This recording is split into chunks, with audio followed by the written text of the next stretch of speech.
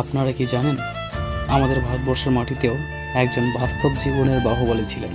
Cinema জগতের বাহুবলী যেমন প্রজাদের জন্য এবং নিজের রাজ্যের জন্য শত্রু কালকায়াকে শেষ করে দিয়েছিলেন, ঠিক তেমনই বাস্তব জীবনের বাহুবলীও জনগণের জন্য এবং নিজের দেশের জন্য ইংরেজকে নাস্তানাবুদ করে দিয়েছিলেন। সিনেমা জগতের বাহুবলীকে যেমন প্রজারা রাজা হিসেবে দেখতে চেয়েছিল, ঠিক তেমনই বাস্তব জীবনের বাহুবলীকে জনগণ প্রধানমন্ত্রীর সিংহাসনে দেখতে চেয়েছিল। দুজনের জীবনেই একজন করে বল্লাল দেব ছিল। সিনেমা জগতের বল্লাল দেব ষড়যন্ত্র করে জনগণের অনিচ্ছায় রাজা হয়ে যায়, আর বাস্তব জীবনের বল্লাল দেব বিনা লড়াইয়ে ষড়যন্ত্র করে মানুষের অনিচ্ছায় প্রধানমন্ত্রী হয়ে যায়। আর আমি বাস্তব জীবনের এই বাহুবলী এবং এই বল্লাল দেবের কথা বলছি। জয় হিন্দ, জয় ভারত।